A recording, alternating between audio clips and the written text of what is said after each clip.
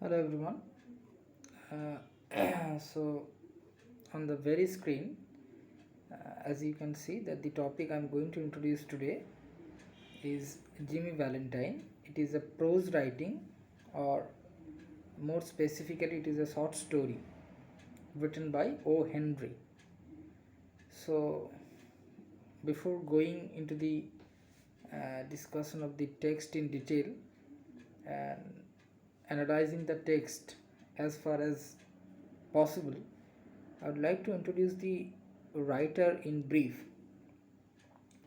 So let's know a few important information about the writer.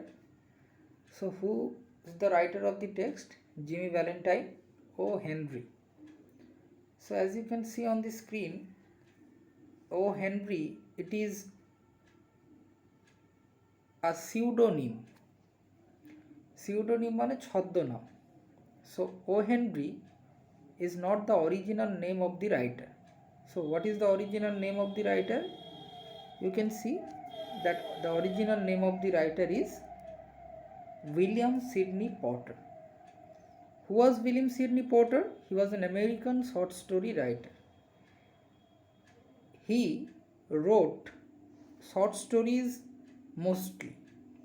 তাহলে তিনি অন্যান্য অনেক রকম রাইটিং লিখেছেন, but he was mainly famous for his short stories. He was born in 1862 and he died in 1910. He wrote over 300 short stories. তাহলে কতগুলো short story লিখেছেন? তার পুরো জীবৎকালে তিনি প্রায় 300-রও বেশি শর্ট স্টোরি লিখেছেন. It is a huge number of short stories that he had written. Okay, look at the next point. O. Henry was famous for twist endings. That is very important. You need to remember this. যে ও হেনরির যে লেখাগুলো, তার যে short স্টোরিগুলোর একটা খুব important quality ছিল, সেটা হচ্ছে টুইস্ট এন্ডিং বা সারপ্রাইজ এন্ডিংস. কীরকম ব্যাপারটা? সাপোজ তুমি একটা পার্টিকুলার রিদমে টেক্সটটা পড়ছো, you are going through the text in a particular rhythm, but যখন ঠিক শেষ হওয়ার মুখে, at the very verge of the end, মানে একদম বলতে পারো যে শেষের মুখে, you will find that there is a sudden change. হঠাৎ করে একটা পরিবর্তন দেখতে পাবে, একটা টুইস্ট লক্ষ্য করা যায়, একটা সারপ্রাইজ লক্ষ্য করা, যেটা কিন্তু unexpected. So readers find the endings a little surprising, a little twisting, অর্থাৎ যেটা সচরাচর তারা এক্সপেক্ট করে না, দ্যাট ইজ কমপ্লিটলি আনএক্সপেক্টেড. এটা কিন্তু ও হেনরির যে লেখা, তার বেশিরভাগ লেখার একটা গুরুত্বপূর্ণ বৈশিষ্ট্য হচ্ছে the endings are very dramatic, the endings are very unexpected. হঠাৎ করে এমন একটা এন্ডিং আমরা রিডাররা খুঁজে পাবো যেটা আমরা এক্সপেক্ট করতেই পারি না.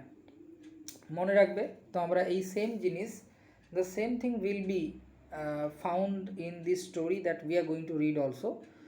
Okay, look at the next and the most important one of the most important points is that most of his stories deal with the life of the ordinary people of the New York City. তাহলে new York সিটির ordinary মানুষজনদের জীবনী নিয়েই কিন্তু তার লেখাগুলোর বেশিরভাগ তিনি কিন্তু কভার করেছেন. তাহলে তার লেখার মধ্যে কিন্তু কোনো আর্টিফিশিয়াল কোনো কিছু নেই. He wrote most probably on the life of the ordinary people who belong to New York. মানে তার লেখাগুলো কিন্তু মেনলি একটা রিয়েল লাইফ, যে কী বলবো, একটা একটা একটা একটা রিয়েল লাইফ অ্যাটমসফিয়ারের ওপর কিন্তু তার লেখাগুলো লেখা.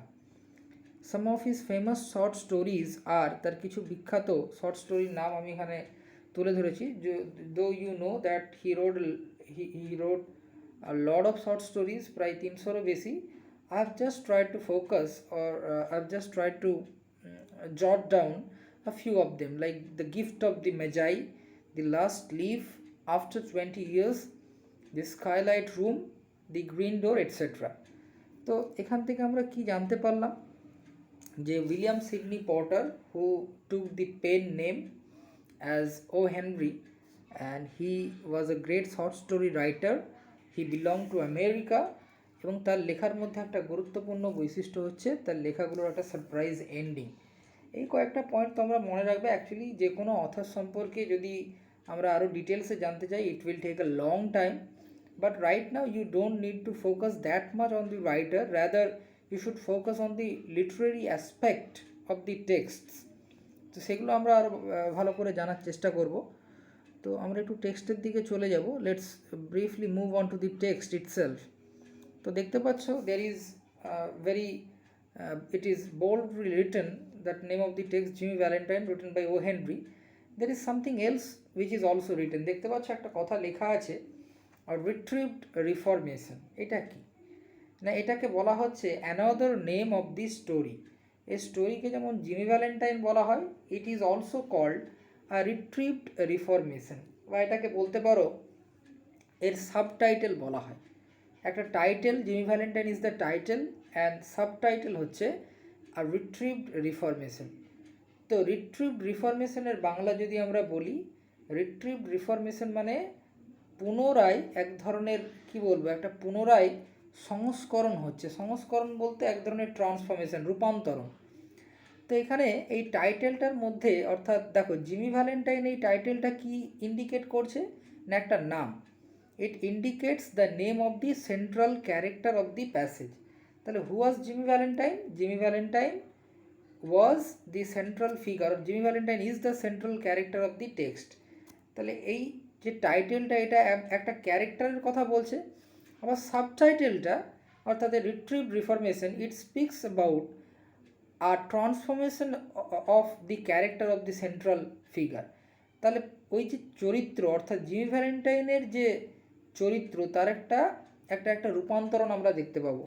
এবার দেখো, একটা মানুষের চরিত্রের রূপান্তরণ দুরকম হতে পারে, either from good to bad or from bad to good. তাহলে আমরা জিমিকে যেভাবে দেখব, তাহলে ডেফিনেটলি তার থেকে অপোজিট ডিরেকশানে তার চেঞ্জ পাবো। তো সেটা আমরা টেক্সটটা না পড়লে বুঝতে পারবো না। আর এই ব্যাপারটাকে I want this to keep a secret to you, what type of change we can feel or we will see in the later part of the text.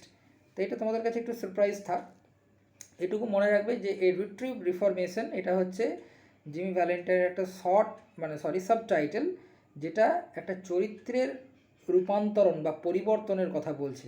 যে একটা চরিত্র, একটা মানুষ, তার একটা একটা একটা একটা নূতনভাবে সে একটা নূতন মানুষে যেন রূপান্তরিত হবে। হ্যাঁ, একটা রিট্রিভ রিফরমেশন আমরা দেখতে পাবো। তো যাই হোক, তো জিমি ভ্যালেন্টাইন কে, সে কী ব্যাপার, সেগুলো আমরা টেক্সটে দেখবো, এবং কিভাবে তার চরিত্রটা আলটিমেটলি ভালো থেকে খারাপে পরিবর্তন হচ্ছে না খারাপ থেকে ভালোতে পরিবর্তন হচ্ছে, সেগুলো কিন্তু আমরা টেক্সটেই বোঝার চেষ্টা করব। বলছে লুক অ্যাট দি টেক্সট। তোমরা এখানে দেখো টেক্সটের লাইনগুলো আমি তুলে ধরেছি, অর্থাৎ নোট করা আছে, তোমরা এখান থেকে টেক্সটটাও বুঝতে পারবে। তো দেখো কি বলছে।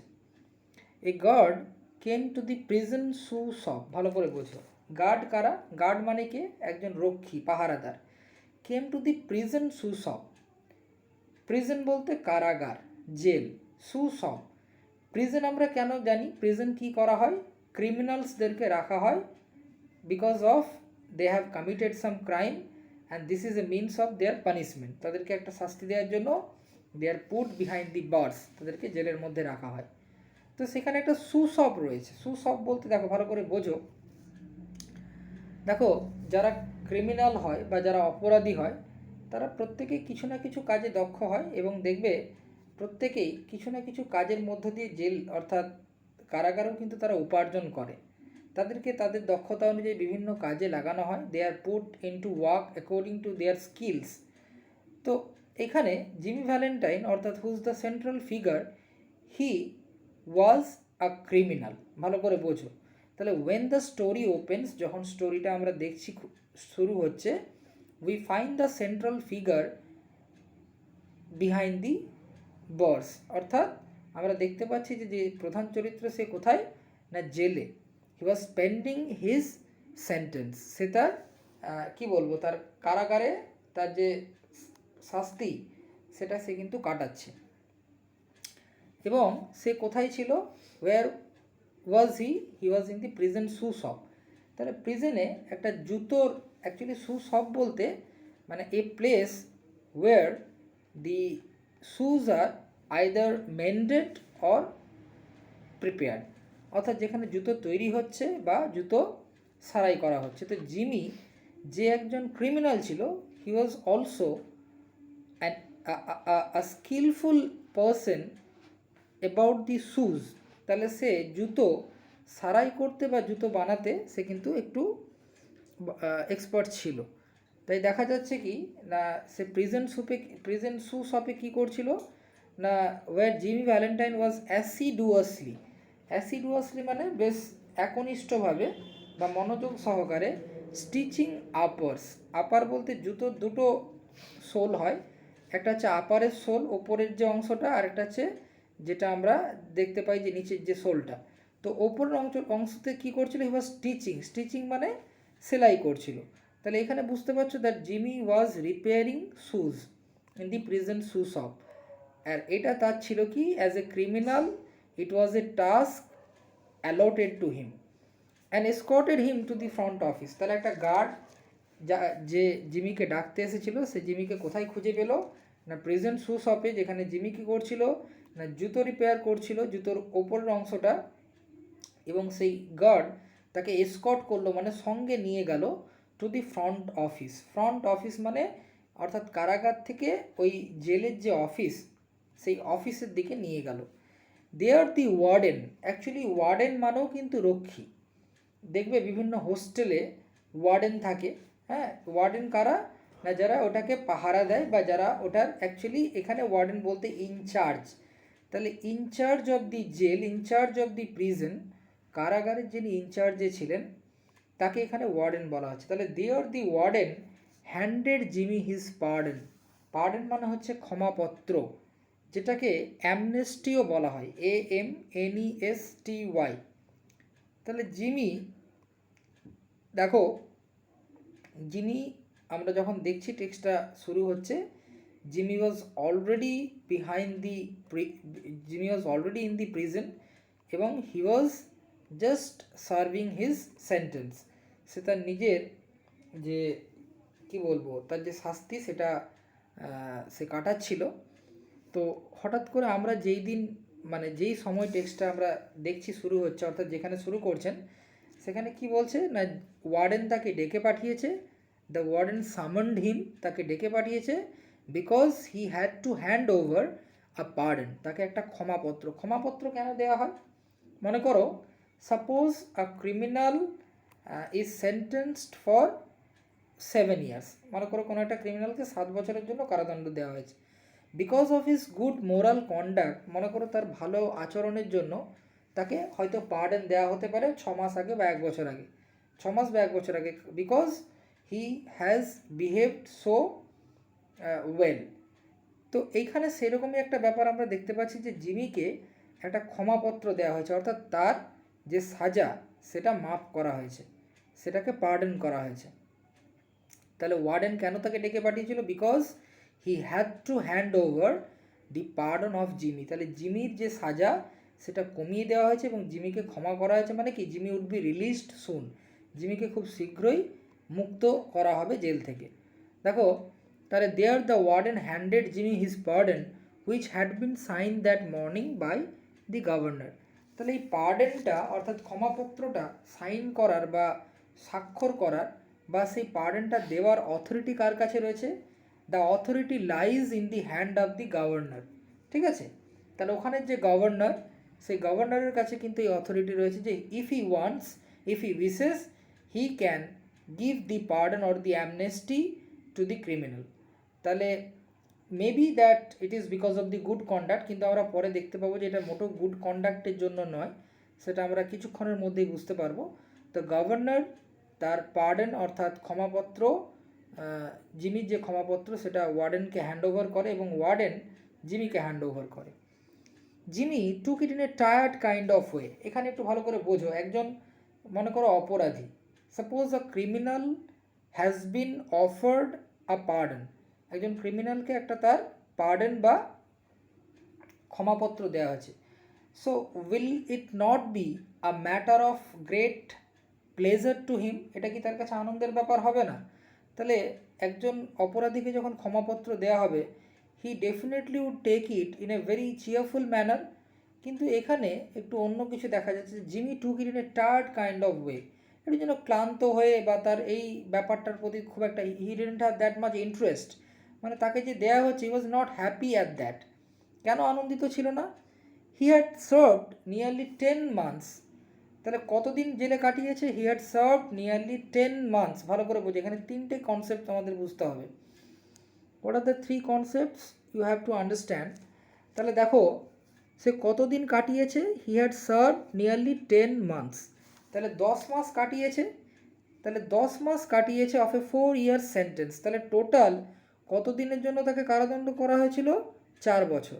তাহলে 4 বছরের মধ্যে সে 10 মাস কাটিয়েছে। এবার একটা প্রশ্ন আমার মনে হয় তোমাদের মনে জাগতে পারে, যে একজনের গুড কন্ডাক্টের জন্য এত আগে কি তাকে ক্ষমাপত্র দেওয়া যেতে পারে? Definitely not. তাহলে এখানে বুঝতে হবে যে গভর্নর চাইলে যাকে যে কোনো সময় পার্ডন দিতে পারে, এবং it may be because of his good conduct or because of something else.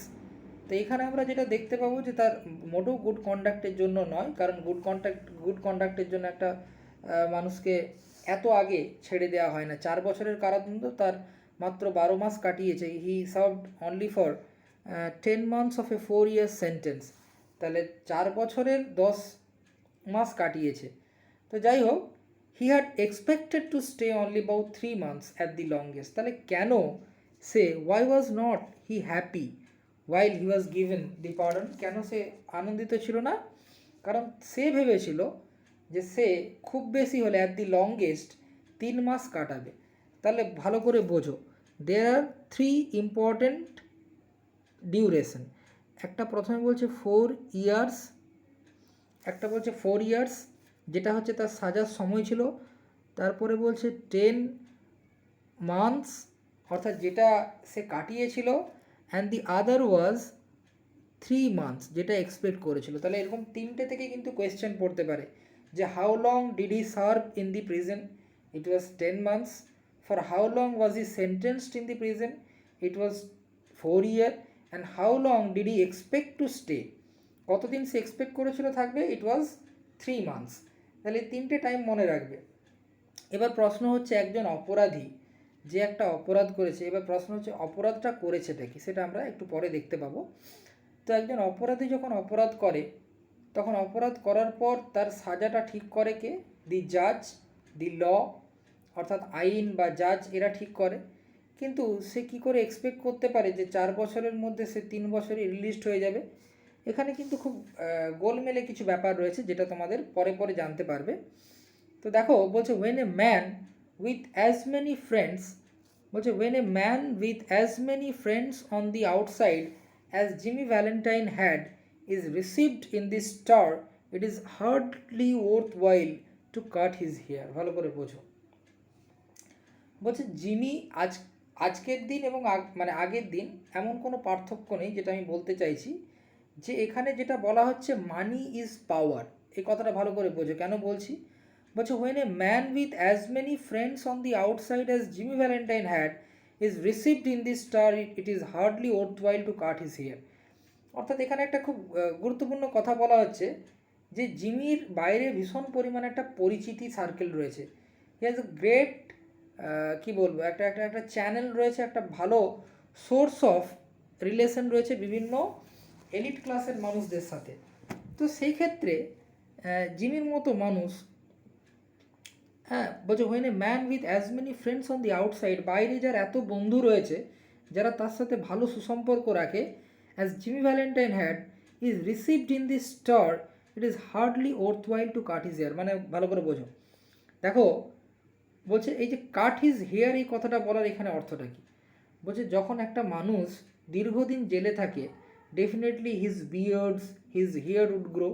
সে কী করে? জেলের মধ্যে কেটে ফেলে। কিন্তু জিমি এক্সপেক্ট করেছিল যে 3 মাস বা খুব কম সময়ের মধ্যে জেল থেকে সে বেরিয়ে আসতে পারবে, বিকজ অফ হিজ ইনফ্লুয়েন্স, তার যে একটা সোশ্যাল ইনফ্লুয়েন্স রয়েছে। দেখো, এবার তোমাদের মনে হতে পারে যে সোশ্যাল ইনফ্লুয়েন্স একজন ক্রিমিনালের কী করে থাকতে পারে, কিন্তু ব্যাপারটা হচ্ছে এখানে ক্রিমিনাল হোক বা যাই হোক, it all speaks that if you have money you have power. তাহলে জিমি চুরি করতো। এখানে অ্যাকচুয়ালি জিমির প্রফেশনটা কী ছিল আমি তোমাদের একটু লিখে জানাই। What was Jimmy's profession? Jimmy was A SAFE cracker.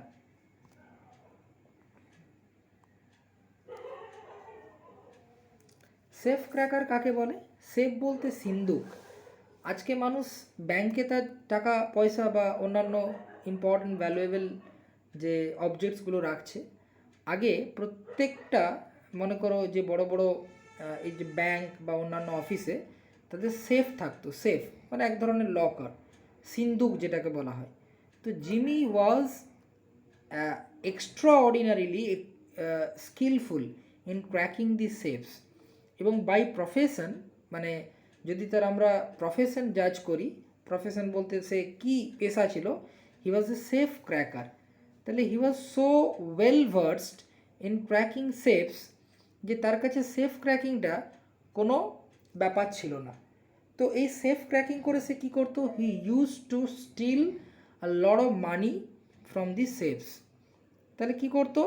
না, প্রচুর পরিমাণে টাকা কিন্তু সে চুরি করতো, এবং তার কিছুটা হলেও পার্সেন্টেজ বা শেয়ার সেই এলিট ক্লাসের মানুষদের মধ্যে সে কিন্তু তাকে দিতে হতো, যেমনটা আমরা আজকের দিনেও দেখি, তাই তো? তো এখানে সেই রকম একটা কনসেপ্টের কথা বলছে। তো বলছে কি না, জিমি ভ্যালেন্টাইন ভেবেছিল যে হি will be released because he has a good influence among so many important people. তাই এখানে যেটা বলছে যে জিমি এটা ভেবেছিল যে এটা মোটেও ওয়ার্থওয়াইল নয়, এটা মোটেও সেইভাবে গুরুত্বপূর্ণ নয় যে টু কাট হিজ হেয়ার, সে তার চুলটা কাটবে। কেন না, সে জানতো যে he would be released at very short moment, at short notice. তাই এখানে যেটা মানে অ্যাকচুয়ালি কথাটা বলা হচ্ছে এই কাট হিজ হেয়ার এই টার্মটার মধ্য দিয়ে, যে সে ভেবেছিল যে তার রিলিজটা খুব আর্লি হবে, but which didn't happen. Now Valentine said the warden, warden বলছে Valentine he will go out in the morning. তাহলে warden, who's the warden? The in charge of the prison, prison in charge. সে ভ্যালেন্টাইনকে বলছে now Valentine you will go out in the morning, তাহলে আগামীকাল সকালে তোমাকে ছেড়ে দেওয়া হবে। You will be released from the prison because your pardon has been signed by the governor, তাহলে গভর্নর তোমার পার্ডন সাইন করেছে। You will be release tomorrow in the morning, so brace up and make a man of your সেলফ। Brace up মানে একটু নিজেকে পরিষ্কার পরিচ্ছন্ন করে নাও, হ্যাঁ, তাহলে নিজেকে একটু পরিষ্কার পরিচ্ছন্ন করে নাও আর make a man of your self. কারণ জেলের মধ্যে যেভাবে থাকো বাইরে নিশ্চয়ই সেইভাবে থাকবে না, তাই একটু নিজেকে একটু একটু সাজিয়ে গুছিয়ে নাও, একটু মানুষের মতো মানুষ করে নাও, পরিষ্কার পরিচ্ছন্ন হয়ে যাও, make a man of your self. You are not a bad fellow at heart. Actually warden is trying to encourage, হ্যাঁ, এনকারেজ করছে তাকে, যে যদিও হি ইজ এ ক্রিমিনাল, দো হি ইজ এ ক্রিমিনাল, দো হি is A safe cracker, but the warden is trying to encourage him to be a good person. তাকে বলছে তুমি মন থেকে খুব একটা খারাপ মানুষ নও, তাই stop cracking safes and live straight. তাকে একটা অ্যাডভাইস দিচ্ছে, the warden is giving him an advice, যে তুমি এই এই সিন্দুক ভাঙাটা বন্ধ করে দাও এবং লিভ স্ট্রেট। স্ট্রেট লিভ করা মানে হচ্ছে অনেস্ট লিভিং, সততার জীবনযাপন করো। Me said Jimmy in surprise. Jimmy অবাক হয়ে বলছে আমি? Why, I never cracked a safe in my life. না না, আমি তো কখনো কোনো সিন্দুক ভাঙিনি। তাহলে এই কথাটা বলার মানে কি? Jimmy is actually trying to pretend to be an innocent person, to be an honest person. দেখো একটা মানুষকে, হ্যাঁ হতে পারে sometimes it is also seen that an innocent person is by chance or by mistake sent to the prison. ভুল করে অনেক সময় একটা ইনোসেন্ট পারসনকেও পাঠিয়ে দেওয়া হয়, কিন্তু জিমির ক্ষেত্রে ব্যাপারটা এমনটা নয়। Jimmy was truly a safe cracker, he was a master mind in safe cracking. তাই জিমি যখন এই কথাটা বলছে যে কেন, আমি তো কোনো দিন আমার জীবনে সেফ ক্র্যাক করিনি, it is just a kind of pretension, এটা একটা ভান করছে। সে নিজেকে ওয়ার্ডেনের কাছে নিজের যে কি বলবো, নিজেকে ঠিক ততটাই ভার্চুয়াস প্রমাণ করতে চাইছে, যেটা সে আদৌ নয়। তাহলে জিমি কি করছে না, he is trying two present himself to be an honest person, এবং সে বলছে যে প্রবাবলি, মানে তার এই কথাটা বোঝাচ্ছে যে probably he was sent to the prison by mistake, তাকে হয়তো ভুল করে পাঠানো হয়েছে। তো এটা কি না, he is trying to put an allegation to the law, তাহলে আইনের দিকে আঙুল তুলছে, he is pointing to the law. Oh no, laughed the warden. Warden হাসছে, বলছে হ্যাঁ ঠিক ঠিক, না না, বলছে তুমি কেন সেফ ক্র্যাক করবে, সেফ ক্র্যাক তো আমি করেছি। মানে অ্যাকচুয়ালি সে যখন তার কথাটাকে এইভাবে গুরুত্ব দিচ্ছে না, তখন ওয়ার্ডেন মজা করে বলছে, ও নো অফকোর্স নট, না না একদমই না, let's see now how it was you happen to get sent up on the Springfield job. একটু বুঝো এই যে স্প্রিংফিল্ড জব, এটার মানে কি? স্প্রিংফিল্ড হচ্ছে ইউএসের একটা জায়গার নাম, this is the name of a place. আর জব বলতে এখানে সেফ ক্র্যাকিং। তাহলে স্প্রিংফিল্ডে এই সেফ ক্র্যাকিংটা ঘটেছিল। তাহলে where was the incident happen, where did it take place? It took place in Springfield.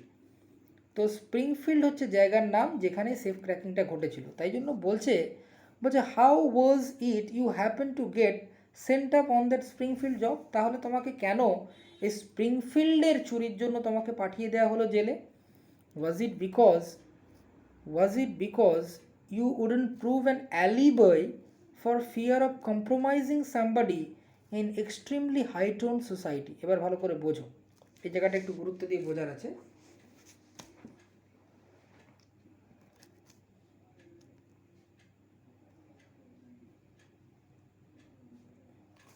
বলছে was it because you wouldn't prove an alibi for fear of compromising somebody in extremely high tone society? This term needs to be given importance. alibi, alibi মানে কি? না, alibi মানে হচ্ছে যখন নিজের সত্যতা বা নিজের সততা এবং নিজের অনেস্টি প্রমাণ করার জন্য কেউ, মনে করো suppose one has not committed a crime, কিন্তু তোমার উপর চাপিয়ে দেওয়া হচ্ছে, তখন অ্যালিবাই দেওয়া মানে তুমি প্রমাণ করার চেষ্টা করবে যে you were present at some other place, তুমি ওই জায়গাতে ছিলে না, তুমি অন্য কোথাও ছিলে, এটা কিন্তু তুমি প্রমাণ করার চেষ্টা করবে। আর যখন সেটা প্রমাণ করার চেষ্টা করবে তখন সেটাকে কিন্তু অ্যালিবাই বলা হয়। অর্থাৎ অ্যালিবাই মানে হচ্ছে অপরাধমূলক ঘটনার সময় অভিযুক্ত যে ঘটনাস্থলে ছিল না সেইটা জন্য আবেদন করা। অর্থাৎ তুমি প্রমাণ করার চেষ্টা করবে যে আমি তো এখানে ছিলাম না, প্রবাবলি আমি এয়ারপোর্টে ছিলাম, বা আমি এখানে একটা মিটিং করছিলাম, বা আমি ওখানে এই মানুষের সাথে একটা কনফারেন্সে ছিলাম। তো বলছে was it because you wouldn't prove an alibi. বলছে এইটা তোমাকে তাহলে কি জেলে পাঠিয়ে দেওয়া হয়েছে কারণ তুমি যে ওখানে ছিলে না তার সত্যতাটা প্রমাণ করতে পারোনি বা সেটা করতে চাওনি, for fear of compromising somebody in extremely high tone society. দেখো একটা কথা বোঝো, সাপোজ কোনো একজন চুরি করেনি, তাহলে সে নিশ্চয়ই চেষ্টা করবে তার অ্যালিবাই দেওয়ার জন্য, অর্থাৎ সে নিশ্চয়ই প্রমাণ করার চেষ্টা করবে যে I was not there at the place, rather I was somewhere else, আমি অন্য কোথাও ছিলাম। তার মানে অন্য কোথাও ছিলাম না, এটা যখন কেউ বলছে না, তার মানে আইদার সে স্প্রিংফিল্ডে ছিল, অথবা সে এমন কাউকে বাঁচানোর চেষ্টা করছে যে খুব হাইফাই বা হাইটোন সোসাইটির কোনো একজন খুব এলিট ক্লাস পিপলকে বাঁচানোর চেষ্টা করছে, যে যদি আমি বলি আমি ওখানে ছিলাম তাহলে আমার সাথে অন্য একজনের ক্যারেক্টার অ্যাসাসিনেশন হয়ে যাবে। সো এইটাই বলছে তাহলে যেহেতু তুমি বলছো যে তুমি স্প্রিংফিল্ডে যাওনি, তাহলে তুমি তোমার ওই আবেদনের মর্মে কেন, তুমি ওই মর্মে কেন আবেদন করনি যে I was present at some other place? কারণ তুমি কি অন্য কোনো হাইটোন সোসাইটির কাউকে এইতে জড়িয়ে যাবে এইটা কম্প্রোমাইজ করতে চাইছিলে না? অর্থাৎ তুমি অন্য কাউকে বাঁচাতে গিয়ে কি নিজের এই দোষটা স্বীকার করে নিয়েছো? তাহলে একটা কথা বোঝো, এটা এক ধরনের, বলতে পারো যে এটা এক ধরনের খোঁচা দেওয়া হচ্ছে। কাকে? না, জিমিকে। কারণ জিমি যেহেতু বলছে যে I have never cracked safe in my life, I was never I had never been to Springfield, আমি কখনো স্প্রিংফিল্ডে যাইনি, তাই বলছে যদি তাই হয় তাহলে তুমি কি নিজে দোষটা স্বীকার করেছো, you have confessed your guilt, you didn't appeal for an alibi only because you are trying to save someone. তুমি কি তাহলে কোনো হাইটোন সোসাইটির কাউকে বাঁচাতে চাইছো, কোনো মানুষকে? Or was it simply a case of a mean old jury? Jury কাকে বলা হয়? না, জুরি হচ্ছে অ্যাকচুয়ালি, ভালো করে বোঝো, এই জুরি শব্দটা, আমি যদিও শব্দগুলোর একটা মিনিং তোমাদের আমি দিয়ে দেবো। বলছে or it was simply the case of a mean old jury. কোনো এক বৃদ্ধ, মিন মানে হচ্ছে যে একটু একটু মানে কি বলবো, একটু সেলফিশ এবং জেলাস, একটু একটু একটু মিন মাইন্ডেড আর কি, একটু একটু ছোট ধরনের বা একটু একটু মানে কুরুচির পরিচয় দেয়, এরকম কোনো old jury that had it in for you. Jury কারা? মনে করো জাজ থাকে, এবং সেক্ষেত্রে আরও কিছু গুরুত্বপূর্ণ ব্যক্তিকে জুরি হিসাবে রাখা হয়। তাহলে জুরি কারা? না, জুরি হচ্ছে গ্রুপ অফ পিপল। জুরি হচ্ছে a group of people who are chosen to listen to the trial. ওই যে ট্রায়ালটা যখন চলে, ওই যে ট্রায়াল বলতে ওই কোর্টের যে কাজবাজ যখন চলে, যখন একজন আরেকজনের দোষ প্রমাণ করা বা খারিজ করার চেষ্টা করে, ওই ট্রায়ালের সময় জুরিরা পুরো ব্যাপারটা শোনে and they give their opinion. তারা তাদের ওপিনিয়ন দেয় whether the man was guilty or not guilty. তো জিমিকে বলছে কি, বলছে তাহলে নিশ্চয়ই কোনো একজন ওল্ড জুরি, তো আর তোমার প্রতি কোনো নিশ্চয়ই ক্ষোভ ছিল, তাই সে বোধহয় তোমাকে গিলটি হিসাবে সাব্যস্ত করেছে। It's always one or the other with you innocent victims. তাই তাকে ব্যঙ্গ করে বলছে যে তোমাদের মতো এই ধরনের ইনোসেন্ট ভিকটিমস, যেটা সে আদৌ নয়, he was not at all an innocent victim. হ্যাঁ, তো বলছে তোমাদের তোমাদের কাছে হয় এই কারণ বা ওই কারণ থাকে নিজেদেরকে ইনোসেন্ট প্রমাণ করার জন্য, কিন্তু বাস্তবে এটা একদমই নয়। সো বলছে it is always one or the other, দুটো কারণ বলেছে। তো বলছে তোমাদের কাছে হয় এই কারণটা বা ওই কারণটা রয়েছে নিজেদেরকে ইনোসেন্ট প্রমাণ করার জন্য। Me said Jimmy still blankly virtuous. এখনও পর্যন্ত জিমি নিজেকে কিন্তু একদম ব্ল্যাঙ্কলি ভার্চুয়াস বলতে, মানে একদম সে বলছে, সে যেন অবাক হয়ে যাচ্ছে। আমি বলছে আমাকে তুমি, আপনি বলছেন আমাকে,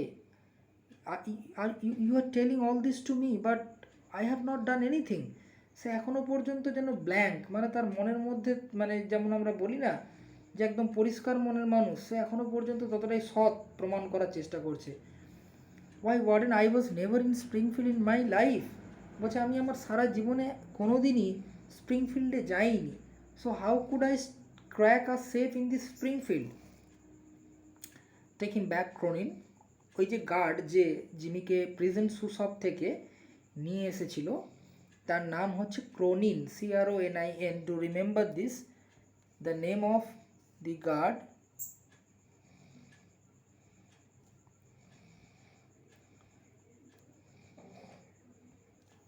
the name of the guard is Cronin.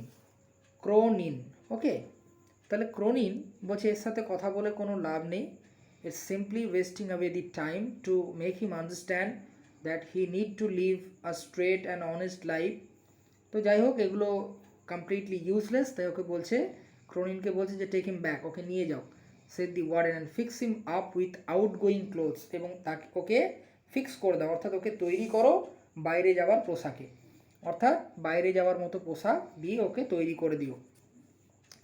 Unlock him at 7 in the morning। তাকে পরের দিন সকাল 7টার সময় তাকে বের করে দেবে, রিলিজ করে দেবে।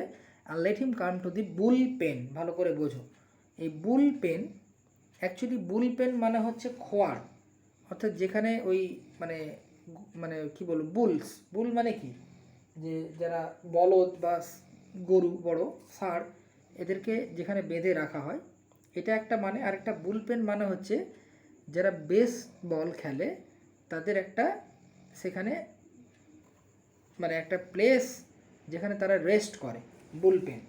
তো এখানে দুটোর মধ্যে কোনো অর্থই নয়। এখানে বুলপেন হচ্ছে যে ওই ওয়ার্ডেনের যে আউটার অফিস, তার যে জায়গাটা, সেটাকে বুলপেন বলছে।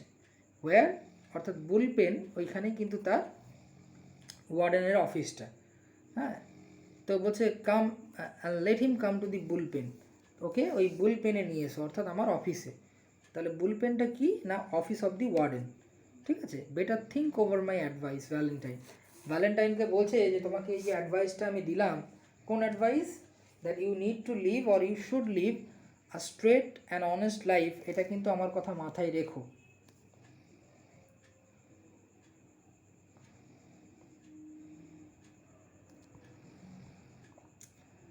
At a quarter past 7। quarter past 7 বলতে কি বোঝাচ্ছে,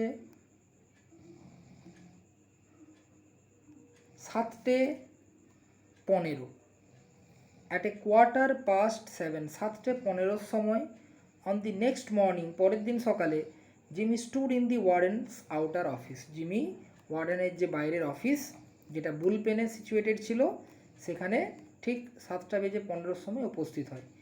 হি had on a suit of a villainously fitting. Villainously fitting মানে একদমই কমফোর্টেবল ছিল না পোশাকটা যেটা সে পরেছিল। রেডিমেড ক্লোথস, একদম রেডিমেড পোশাক। And a pair of stiff squeaky shoes, তাহলে রেডিমেড কিছু পোশাক তার পরনে ছিল, একজোড়া জুতো ছিল যেগুলো স্টিপ অ্যান্ড স্কুইকি। স্টিপ মানে যার সোলগুলো খুব শক্ত, স্কুইকি মানে চললে এক ধরনের আওয়াজ হচ্ছে, হ্যাঁ, জুতোটা চলার সময় জুতো থেকে একটা আওয়াজ বেরোচ্ছে। That the state furnishes to the discharged compulsory guests. ভালো করে বোঝো ব্যাপারটা কি। তো বলছে he had on a suit of the villainously fitting. তাহলে ভিলেনাসলি ফিটিং কেন বলছে? ভিলেনের মতো লাগছিল না, এমন ব্যাপারটা নয়, but it was not well fitting. পোশাকটা কিন্তু খুব ভালো ফিটিংস ছিল না, কারণ এটা তো তার জন্য কেনা নয়। It was not purchased for Jimmy, rather বলছে এটা এমন এক ধরনের রেডিমেড ক্লোথস, বলছে these are such readymade clothes, এবং তার সাথে ছিল pair of stiff squeaky shoes. Squeaky মানে আওয়াজ হচ্ছিল এমন একটা জুতো শক্ত।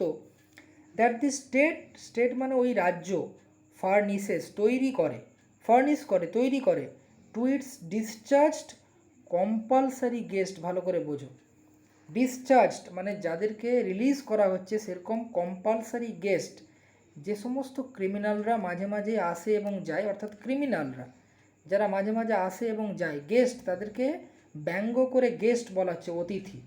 হ্যাঁ, কম্পালসারি গেস্ট যারা প্রায়ই আসে এবং যায়, তাদের জন্য স্টেট এই ধরনের রেডিমেড ক্লোথ এবং জুতো প্রিপেয়ার করে, তাদের যাওয়ার সময় তাদেরকে এটা গিফট দেয়, তাদেরকে পরনে যাওয়ার সময় এই পোশাকটা অফার করে। তাহলে সেই পোশাকটা কি? Readymade clothes with pair of stiff squeaky shoes, এবং যেটা মোটেও কমফোর্টেবলি এবং ওয়েল ফিটিং নয় জিমির কাছে। ঠিক আছে, তাহলে ডিসচার্জড কম্পালসারি গেস্ট কাদেরকে বলছে? দি প্রিজনার্স, PRISONERS, অর্থাৎ যারা বন্দি রয়েছে বা যারা অপরাধী তাদেরকেই বলছে।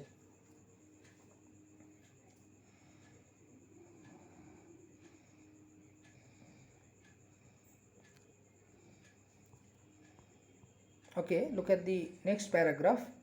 The clerk handed him a railroad ticket, the $5 bill with which the law expected him to rehabilitate himself into a good citizenship and prosperity. ভালো করে বুঝো তাহলে, what is the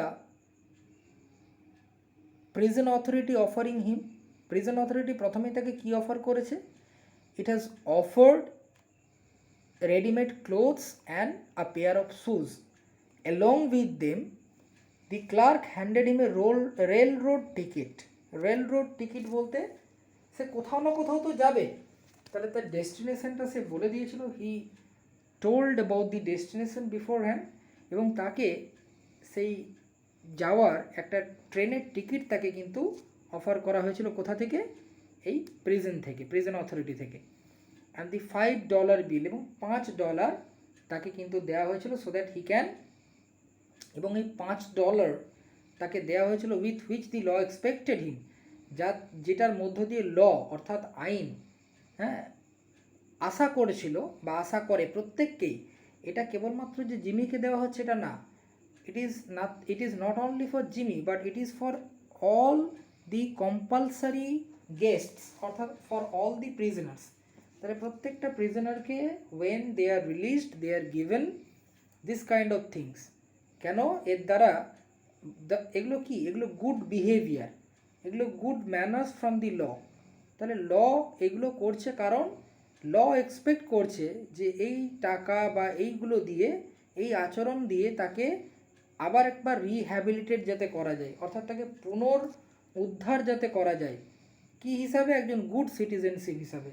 অর্থাৎ ল, আইন মনে করে যে প্রত্যেকটা মানুষের মধ্যেই কিন্তু ভালো খারাপ দুটো দিকই থাকে।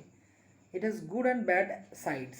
তাহলে যদি কোনো মানুষ কিন্তু জন্ম থেকে অপরাধী হয় না, no man is a born criminal, তাহলে কেউ জন্মগত অপরাধী হয় না, তাহলে তার মধ্যের অপরাধটাকে মেরে ফেলতে হবে, হ্যাঁ, অপরাধীকে না। তো এখানে সেটার কথাই বলছি যে তাকে একটা গুড সিটিজেনশিপ বানাতে পারা যায়, এই আশা নিয়ে কিন্তু ল এই সমস্ত জিনিস তাকে অফার করতো। The warden gave him a cigar, warden তাকে একটা সিগার দিয়েছিল, চুরুট, এক ধরনের স্মোকিং আইটেম, অ্যান্ড সুক হ্যান্ডস, তার সাথে হাত মিলিয়েছিল। ভ্যালেন্টাইন 9762, ভ্যালেন্টাইনের যার প্রিজন নাম্বার ছিল, প্রিজনের একটা নাম্বার ছিল 9762, অর্থাৎ 9762, was chronicled on the books pardon by governor. Governor এর ক্ষমা সকলে তো পায় না, যারা যারা পায় তাদের নাম আলাদা করে ক্রনিকলড করা হয়, মানে লিপিবদ্ধ করা হয়। তো দের ইজ এ, বলতে পারো একটা নোটবুক রয়েছে বা একটা একটা একটা একটা বড় বই রয়েছে যেখানে যার উপরেই হয়তো হেডিং রয়েছে পার্ডন বাই গভর্নর, অর্থাৎ সেখানে সেই সমস্ত অপরাধীদের নাম তুলে রাখা হবে যাদেরকে গভর্নর পার্ডন করে বিকজ অফ সাম কজ। তাহলে সেই বইয়ে জিমির নাম, অর্থাৎ জিমির নাম এবং নাম্বারটা, প্রেজেন্ট নাম্বারটা তুলে রাখা হলো। And mister James Valentine walked out into the sunshine, সে কিন্তু রৌদ্রলোকে বা সূর্যলোকে সে কিন্তু বেরিয়ে গেল। ডিসরিগার্ডিং দি সংস অফ বার্ডস, তাহলে সে he is a free man now, he is liberated from the bondage of the prison. তাহলে এখন অলরেডি আমরা দেখতে পাচ্ছি কি তাকে জেল থেকে, কারাগার থেকে মুক্ত করা হয়েছে। He is now completely free from the clutches of the law. তাই সে যখন যাচ্ছে, ডিসরিগার্ডিং দি সংস অফ দি বার্ডস, তাহলে যখন সে রাস্তায় এগিয়ে যাচ্ছে, পাখিরা গান গাইছে, কিন্তু সে he is not at all careful to the birds song, তাহলে পাখিদের গানের প্রতি সে বিন্দুমাত্রও তার কোনো গুরুত্ব নেই, মানে প্রকৃতির সৌন্দর্যতা নিয়ে সে এখন বিন্দুমাত্রও সে ভাবছে না। Is not at all giving any attention to the beautiful aspect of the nature. The waving green trees, সবুজ যে গাছগুলো সেগুলো নড়ছে, তার প্রতিও তার কোনো গুরুত্ব নেই। The smell of the flower, ফুল, তার ফুলের গন্ধ তার প্রতিও। Jimmy headed straight for a restaurant because Jimmy felt hungry. Jimmy felt hungry, so without giving any importance to the beauties of nature like the bird's song, the waving of the green trees, the smelling of the flowers, he went straight for a restaurant. তাহলে একটা রেস্তোরাঁর দিকে সে কিন্তু চলে গেল। There he tasted the first sweet joys of liberty.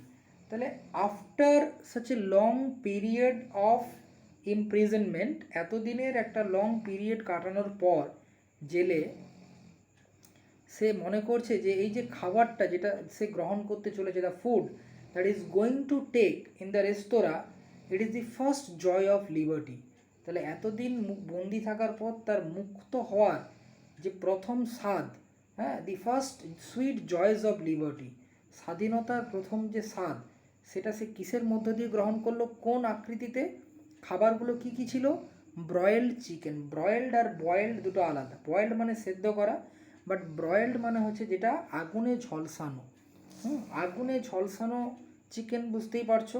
And a bottle of white wine. Wine is a kind of intoxication, যেটাকে আমরা বলি ড্রিঙ্ক, হ্যাঁ, যেটাকে মদ্যপান বলা হয়, মদ। তো সেরকম একটা হোয়াইট ওয়াইন, অ্যাকচুয়ালি মানে ফরেন কান্ট্রিতে, যেগুলো মেনলি ওয়েস্টার্ন কান্ট্রি, সেখানে কিন্তু ওয়াইন ইটস নট মানে এটা এমন কোনোভাবে অপরাধ বা এই মানসিকতায় ওখানে কিন্তু নয়, মানে তাদের ওই ওয়েদারে তাদের ওয়াইন ইজ এ কমফোর্টেবল, কী বলবো, একটা ড্রিঙ্ক। এবং they have they all of them take this, from children to the elderly people, প্রত্যেকেই এটা কিন্তু, because it keeps them energetic, it's keep them এনভিগোরেটিং।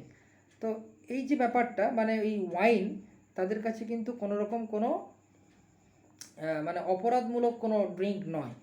তাই সে রেস্তোরাঁতে প্রথমেই কি এনজয় করলো? The broiled chicken and a bottle of white wine, এবং তার সাথে ছিল ফলোড বাই এ সিগার, আর একটা সিগার। ওইগুলোর পর সে একটা চুরুট স্মোক করলো, a great better than the one the warden had given him.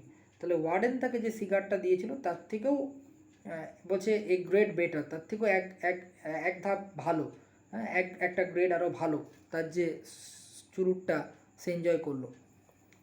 From there he proceeded leisurely to the depot. Depot বলতে এখানে প্ল্যাটফর্মের কথা বলছে, হ্যাঁ অর্থাৎ সে তো এবার তার নিজের ডেস্টিনেশনের দিকে যাবে, সো সেই দিকেই সে লিজারলি মানে খুব মানে ধীর স্থিরভাবে যেতে লাগলো। He tossed a quarter into the hat of a blind man sitting by the door and boarded his train. তাহলে the train was waiting before boarding inside the train, ট্রেনে ওঠার আগে সে কী করলো, he tossed a quarter into the hat of a blind man. ওই বলতে পারো যে ট্রেনের যে দরজার কাছে বা দরজার কাছেই একজন অন্ধ ব্যক্তি বসেছিল, তো তার সে একটা হ্যাট পরেছিল অর্থাৎ টুপি, সেই টুপিটাকে একটু নাড়িয়ে দিল মজার ছলে, হ্যাঁ। He tossed a quarter into the hat of a blind man sitting by the door and boarded his train.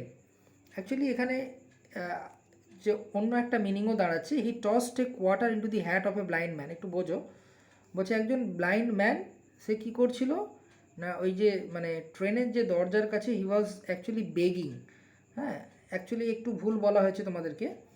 He tossed a quarter, হ্যাঁ কিছু মানে কয়েন বা খুচরো, তার একটা হ্যাট রাখা ছিল সামনের দিকে, টুপি, হ্যাঁ the blind man had a hat, একটা টুপি ছিল, সেই টুপি ছিল কেন, because he was begging, he was asking money, তো সেখানে তার কিছু খুচরো বা কয়েন সেগুলো সে ওই ব্লাইন্ড ম্যানের হ্যাটে দিয়ে দিল। He tossed a quarter into the hat of the blind man sitting by the door and boarded his train, এবং সে ট্রেনে উঠে গেল। তাহলে এখানে জিমির কিন্তু একটা কাইন্ড নেচার সেটাও কিন্তু আমরা পাচ্ছি। He was kind to the blind man. 3 hours set him down in a little town near the state line। তাহলে স্টেটের একদম প্রান্ত বরাবর, যেটাকে আমরা কি বলি মানে একদম প্রান্ত বরাবর, সীমানা বরাবর স্টেটের একটা স্টেট লাইনের কাছে একটা ছোট্ট শহর ছিল, সেখানে যেটা পৌঁছতে তার কতক্ষণ লেগেছিল, ইট টুক হিম 3 hours, প্রায় 3 ঘন্টা সে ট্রেনে কাটিয়েছিল। He spent almost 3 hours in the train, এবং সেখান থেকে সে একটা ছোট্ট টাউনে পৌঁছে গেল, স্টেট লাইনের একদম যেটাকে আউটস্কার্ট বলা হয়, হ্যাঁ স্টেটের আউটস্কার্ট একদম প্রান্ত বরাবর। He went to the cafe of one Mike Dolan. Mike Dolan another character, এটা হচ্ছে জিমির এক পুরনো বন্ধু, তার কাছে গিয়েছে। He was the owner of a cafe, সে একটা ক্যাফের মালিক ছিল। অ্যান্ড সুক হ্যান্ডস উইথ মাইকের সাথে হাত মিলিয়েছে, অনেকদিন পর দেখা হয়েছে। Is a good friend of Jimmy, who was alone behind the bar. তাহলে এটা একটা ক্যাফে কাম বার ছিল, হ্যাঁ ইট ওয়াজ এ ক্যাফে কাম বার। তো সেখানে মাইক ডোলানের সাথে সে হাত মেলায়, যেখানে মাইক ডোলান একাই ছিল। সরি, তো এই যে স্পিচটা, this remark is made by Jimmy, বলছে sorry we couldn't make it sooner Jimmy my boy. তাহলে জিমিকে বলছে যে আমরা দুঃখিত যে তোমার জন্য এটা আরও আগে করতে পারিনি। কোনটা আগে করতে পারিনি না, তোমার রিলিজের ব্যবস্থা, হ্যাঁ the arrangement of your release from the jail, এটা আমরা যে আগে করে উঠতে পারিনি, এর জন্য আমি খুব দুঃখিত, হ্যাঁ। But we had the protest from the Springfield to buck against the governor, sorry to buck, একটু এখানটা একটু বোঝার আছে, একটু ভালো করে বোঝো। তো প্রথমেই বলছে যে আমরা তোমার রিলিজের ব্যবস্থাটা এর আগে যে করতে পারিনি, এটার জন্য I am extremely sorry that we couldn't make any arrangements that you could be brought behind, you could be release from the jail earlier. তো দুটো কারণ দেখাচ্ছে, ভালো করে বোঝো কী কারণ। প্রথম কথা বলছে we had the protest from Springfield to buck against, এটা হচ্ছে ফার্স্ট কজ। কারণ স্প্রিংফিল্ড অর্থাৎ যেখানে চুরিটা হয়েছিল, সেফ ক্র্যাকিংটা হয়েছিল, স্পেশালি তার যে মালিক, দি ওনার, মনে করো এটা একটা ব্যাংকে হয়েছিল। অ্যাকচুয়ালি জিমি ব্যাংকেই চুরি করতো, Jimmy use to steal in the banks. তো সেই ব্যাংকের যে মালিক, উই হ্যাড দি প্রোটেস্ট, সে ভীষণ পরিমাণে প্রতিবাদ করেছিল, টু বাক এগেনস্ট, যাতে জিমিকে ছাড়া না হয়, অর্থাৎ জিমি যাতে গুরুতর শাস্তি পায়, so that Jimmy gets bitter punishment from the law, তার জন্য সে কিন্তু ভীষণ পরিমাণে প্রতিবাদ করেছিল। It is the first cause, যার জন্য তারা চেয়েও মানে জিমির বন্ধুরা তারা চেয়েও তাকে তাড়াতাড়ি মুক্ত করতে পারেনি। And the governor nearly balked, এটা বোঝার দরকার আছে আমাদের। ব্যাপারটা কি, দ্য গভর্নর, এটা সেকেন্ড কজ। বলছে কিছুক্ষণ আগে আমরা দেখেছি যে Jimmy has a great influence in the society because he had a lot of money. কী করে মানি পেত? He use to earn by stealing, by safe cracking. তাহলে রোজগার করতো চুরির মাধ্যমে, যেটা অসৎ উপায়, কিন্তু সেই অসৎ উপায়ে ভাগ সে কিন্তু বিভিন্ন এলিট ক্লাসের মানুষদেরকেও দিত, কেবলমাত্র তাদেরকে হাতে রাখার জন্য। Governor was also among them, one of them. তাহলে গভর্নরও তাদের মধ্যে একজন ছিল। কেন না, গভর্নরের সাথে তার একটা এগ্রিমেন্ট ছিলই, that he will pay probably some percentage and the governor will sign the pardon.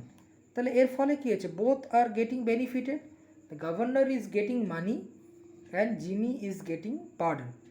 But governor কোনো একটা কারণে because of the protest or because of some other cause, governor একটু যেন বেঁকে বসেছিল।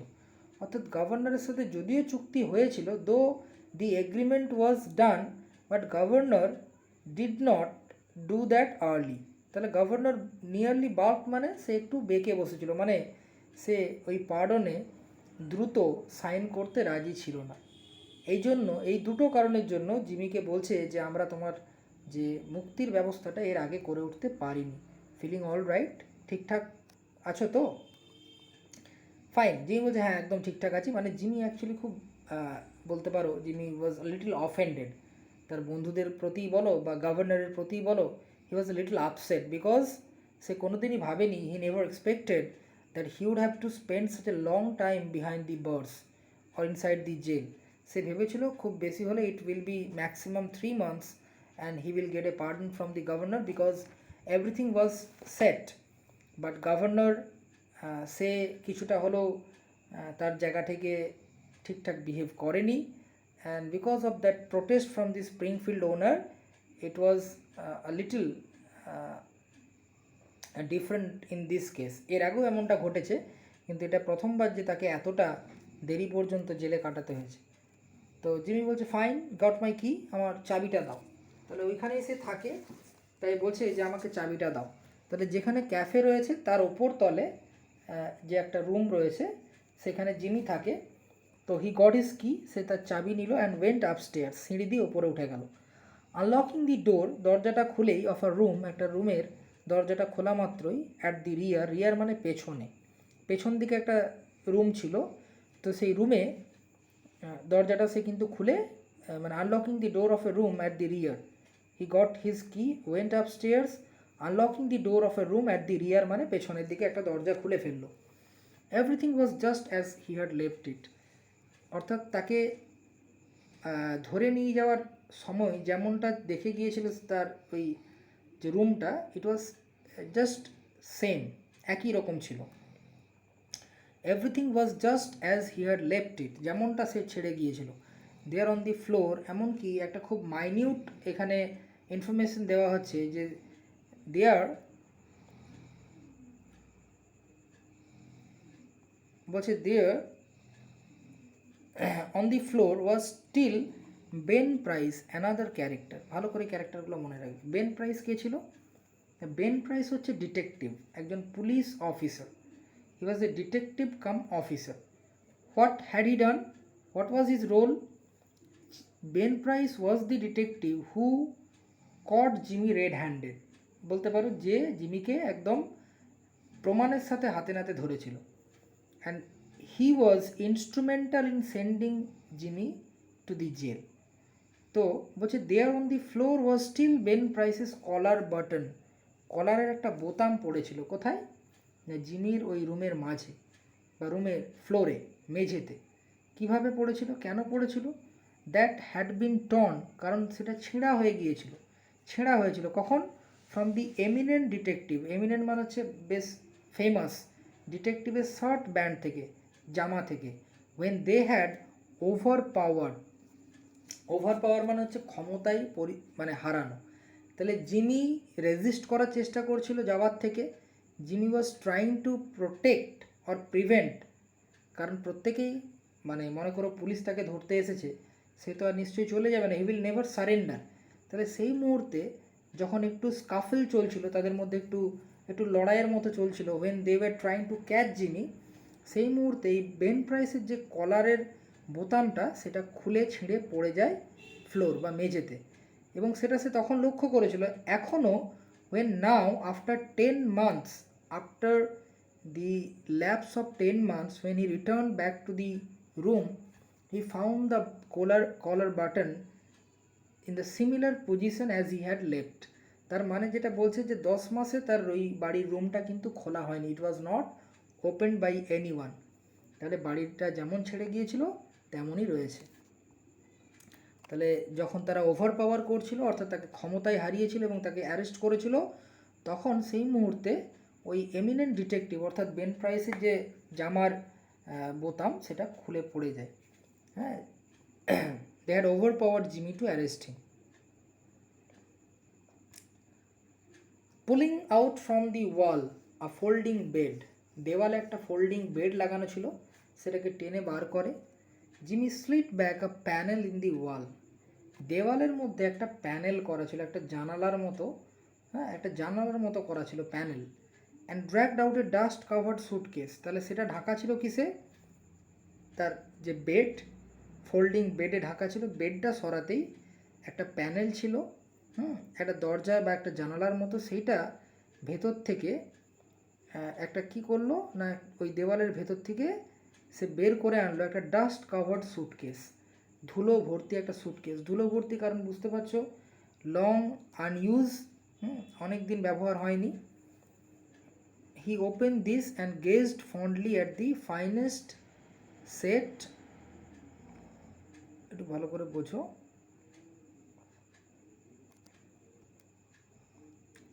বলছে হি ওপেন দিস, অর্থাৎ ওই যে সুটকেসটা সেটাকে খুললো, গেজড ফন্ডলি, একদৃষ্টি তাকিয়ে থাকলো, খুব ফন্ডলি মানে যাই খুব ভালোবাসার সাথে, অর্থাৎ যে জিনিসগুলো দি দি গুডস, অর্থাৎ যে জিনিসগুলোর মধ্যে ছিল সেগুলো খুব প্রিয় ছিল জিমির।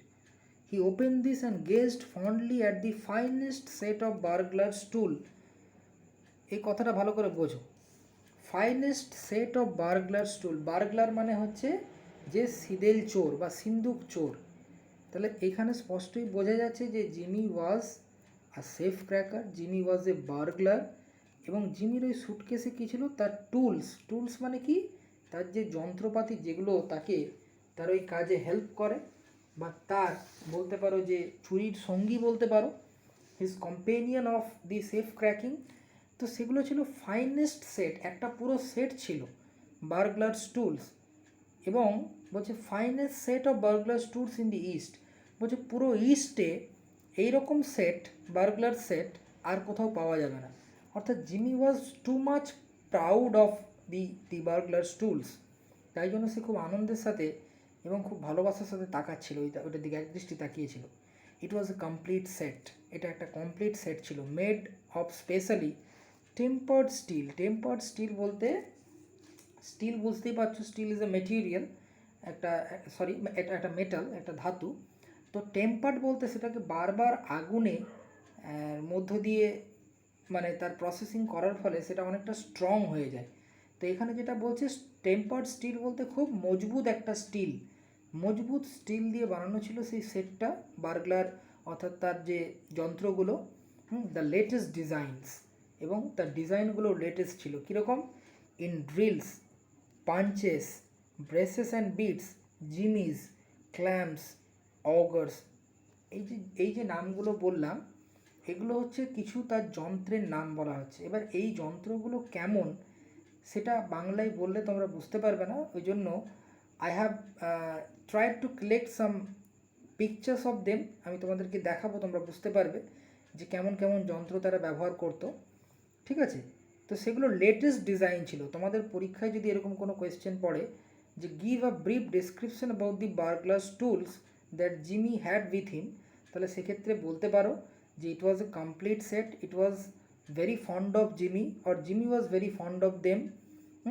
এবং তার মধ্যে কি কি ছিল? Drills, punches, braces and bits, jimmies, clamps, augers etcetera, এবং these were made of tempered steel. এই দু এক কথা বললে কিন্তু পরীক্ষাতে মার্কস পাওয়া যাবে, ভালোই মার্কস পাওয়া যাবে।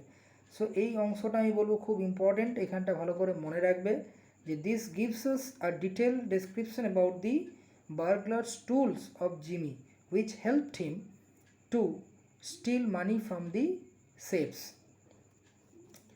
হ্যাঁ, তো বলছে এইগুলো কিছু ছিল, and with 2 or 3 novelties invented by Jimmy. তার মধ্যে 2-3টে নভেলটি মানে খুব মানে ইউনিক কিছু, অর্থাৎ এগুলো তো কমনলি পাওয়া যেতই, বাট 2-3টে এমন ইউনিক কিছু যন্ত্র ছিল যেটা জিমি নিজে ইনভেন্ট করেছিল। জিমি নিজের ইনভেনশন, কারণ সে যেটাকে মনে করেছিল যে এই টুলসগুলো আমাকে আরও বেটার একজন সেফ ক্র্যাকার বানাতে পারে, এগুলো তার নিজের ইনভেন্টেড কিছু 2-3টে ছিল। In which he took pride, এবং he was very proud of them. Over $900 they had cost him. তাহলে মনে রাখবে যে এই যে পুরো বার্গলার সেটটা ছিল, এটা তার কাছে কত টাকা দাম পড়েছিল? প্রায় $900। মনে রাখবেন, $900, মোর দ্যান $900। ওভার কথাটা রয়েছে, এই যে ওভার কথাটা, ওভার মানে হচ্ছে বেশি, মানে more than $900 they had cost him to have made at a place. To have made at, এই জায়গাটা দেখো এখানটা ব্ল্যাঙ্ক আছে, অর্থাৎ কোথায় বানানো হয়েছে সেই জায়গাটা কিন্তু এখানে মেনশন করা নেই। It has been kept a secret, কোথায় বানানো হয়েছে। A place where they make such things for profession. কেন বলা হচ্ছে না? কারণ তারা এখানে প্রফেশনের জন্য, অর্থাৎ পেশাগতভাবে এই ধরনের জিনিসপত্র তারা বানায়। তো এই যে পুরো স্ট্যান্ডাটাই খুব ইম্পর্ট্যান্ট, কারণ এই পুরো স্ট্যান্ডাতে জিমির যে বার্গলারি টুলসগুলো সম্পর্কে আমরা জানতে পারছি। তাহলে বার্গলারি টুলস সম্পর্কে যদি কোনো ডেসক্রিপশন দেয়, এই প্যারাটা অবশ্যই মনে রেখো। তো তোমাদের একটু দেখিয়ে নিই, লেট মি শো ইউ। তোমরা একটু দেখো যে এইগুলো হচ্ছে সেই যন্ত্রগুলো। যেমন এটা হচ্ছে পাঞ্চ, আমি অ্যাকচুয়ালি এসগুলো দিয়েছি, পাঞ্চেস লেখা ছিল। এগুলো হচ্ছে ব্রেসেস অ্যান্ড বিটস। এটা হচ্ছে clamps. Look at the instruments, look at the tools. Drill, আমরা ড্রিলটা দেখেছি, আমি জানি না whether you have seen the others. আরও কিছু কিছু রয়েছে, যেমন এটা অগর্স, এটা হচ্ছে জিমি। তো এগুলো হচ্ছে ইনস্ট্রুমেন্ট যেগুলো সে ব্যবহার করতো তার চুরির জন্য বা সেফ ক্র্যাকিংয়ের জন্য।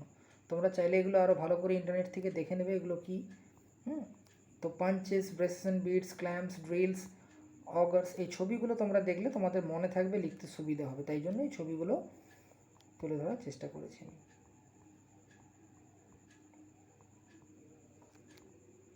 দেখো, in half an hour Jimmy went downstairs. In half an hour, তাহলে উপরের রুমটায় কতক্ষণ কাটিয়েছে? He spent almost half an hour, আধ ঘন্টা কাটিয়েছে। সেখান থেকে সুটকেসটা নিয়েছে, হ্যাঁ, এবং জিমি ওয়েন্ট ডাউন স্টেয়ার্স, আবার সিঁড়ি বেয়ে নিচে নেমে এসছে। অ্যান্ড থ্রু দি ক্যাফে দিয়ে যাওয়ার জন্য আর কি, মানে সে ওখানে থাকবে না। He will simply leave the place and he will be going to somewhere else. He was now dressed in tasteful and well fitting clothes. এই কথাটা কেন বলছে? Why is this set? বলছে he was now dressed in tasteful and well fitting clothes. কেন বলছে? কারণ যখন সে jail থেকে বেরিয়েছিল, বা যখন জেল থেকে রিলিজড হয়েছিল, the dress that he had been wiring, it was not at all comfortable, it was not at all good looking. তো মোটেও এটা ভালো ছিল না, তাই জন্য বলছিল না villainously fitting. But now the dress that he has put on, these were well fitting and tasteful. সেগুলো কিন্তু জিমিকে একটা ভালো অ্যাপিয়ারেন্স বা গুড লুক তাকে দিয়েছিল, এবং পোশাকগুলো ফিটিংস পোশাক ছিল। And carried his dusted and cleaned. Dusted and clean দুটো কোনো মতেই সম্ভব নয়, তবুও এখানে বলছে যে ধুলো ভর্তি তো ছিল, সে যতটা পেরেছে পরিষ্কার করেছে, but still there was some amount of dust. হ্যাঁ, কিছুটা হয়তো ডাস্ট লেগেছিল। তাহলে সে বেরিয়ে এলো, এবং তার সাথে কি ক্যারি করছিল? তার ওই সুটকেসটা, তার যেখানে বার্গলারি টুলসগুলো রয়েছে, that contained his burglary tools. Okay, so this is the last paragraph I am going to discuss. Got anything on? তাহলে মাইক ডোলান ছিল ওইখানে ক্যাফেতে। তো when he saw Jimmy crossing him, he asked Jimmy, got anything on? তাহলে কোথায় চললে, কি করতে চললে? So this is simply very common question, যে সে বেরিয়ে যাচ্ছে কিছুক্ষণের মধ্যেই, তাই বলছে তাহলে কোথায় চললে, গট এনিথিং অন, কোনো কাজে নাকি? জিনিয়ালি, বেশ আনন্দের সাথে, কারণ জিমি যেহেতু জেল থেকে ছাড়া পেয়েছে তাই খুব আনন্দের সাথেই বলছে যে কি কোথায় চললে, আমি সেট জিমি। অ্যাকচুয়ালি তার কথার মধ্যে একটা টোন ছিল, কীরকম টোন?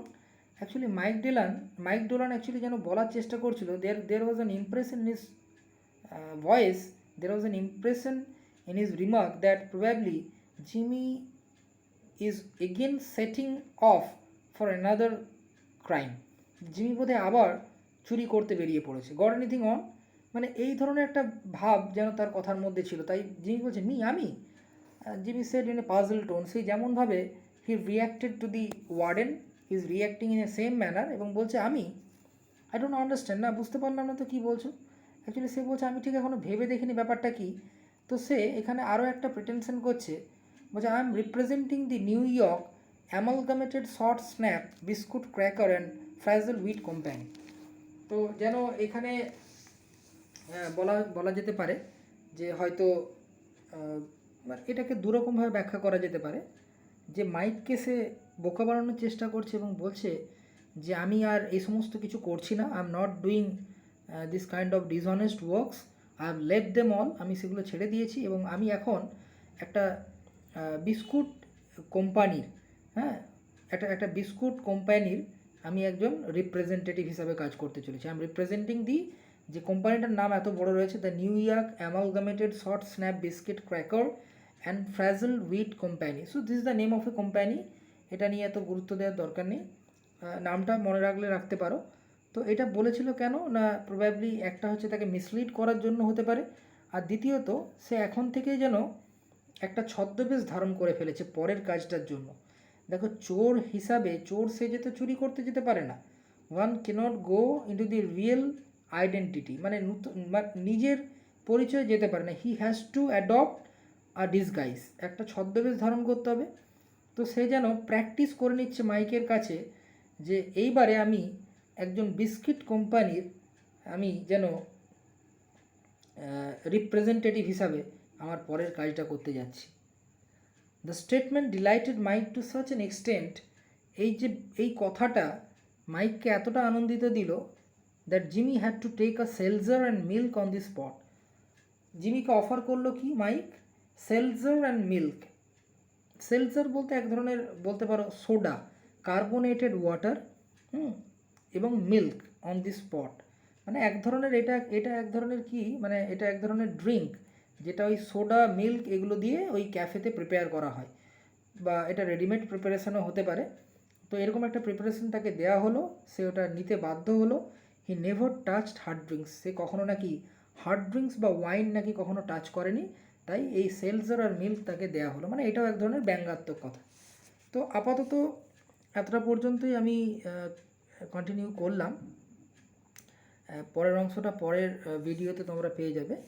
তো এটা পড়ার চেষ্টা করো, আমি যতটা পারলাম তোমাদের বুঝিয়েছি। If you have any difficulty then do contact me. Thank you so much.